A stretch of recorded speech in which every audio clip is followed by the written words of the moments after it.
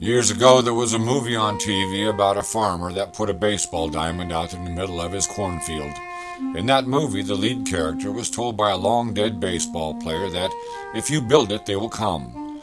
Well, in the case of Roy Waltman, truer words were never spoken. I believe that cornfield in the movie was somewhere in Iowa, and while farmer Roy Waltman lived in Jennersville, Pennsylvania, and had no cornfield, he did have a big backyard and one hell of an idea that would become Sunset Park, a place that would later be known as Grand Ole Opry North.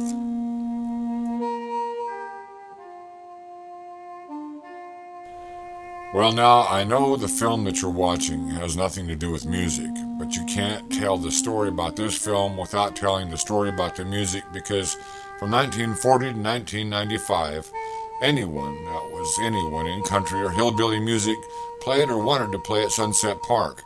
Roy's dream was not just about music, it was also about family and community. And what he did was take all of that and roll it up into one big Sunday party. Folks would come here to Sunset Park at 10 o'clock in the morning and watch a baseball game or have a picnic, watch a few comedy acts, and listen to some great music. What you're watching in this film is a baseball game at Sunset Park that took place sometime in early 1940. Roy was a fortunate man that he lived in a time where Sunset Park could live and thrive, something not possible these days due to oppressive laws and regulations. Hell, the first time someone got a splinter in their ass off of one of Uncle Roy's wooden benches, he'd just go broke trying to defend himself in court. Roy's first year or so didn't go so well, but through dogged determination and hard work, his Sunset Park dream would become a huge success that would run for 55 years. During that time, the roots of country music would find its way to Roy's Music Circus, and just a very few of the fine folks to perform there would include top names like Roy Acuff, Ernest Tubb, Marty Robbins, Patsy Cline, Dolly Parton, Randy Travis, and Tommy Wynette. Hank Williams would play there for 3 shows in 1951, and in 1987, 6,000 people would come to see Randy Travis at Sunset Park, making that the most tickets sold for any one event in the Sunset Park's long history.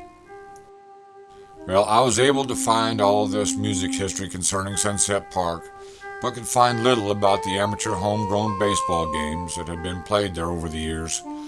Unfortunately, the only team I could identify was that one from Russellville. If you're from this part of the country, you may know some of these folks in this film and possibly even be related to them.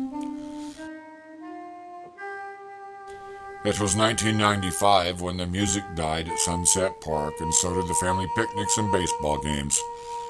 The park, from all accounts, was a communal celebration of family and fun, and in the end was replaced by the usual strip mall.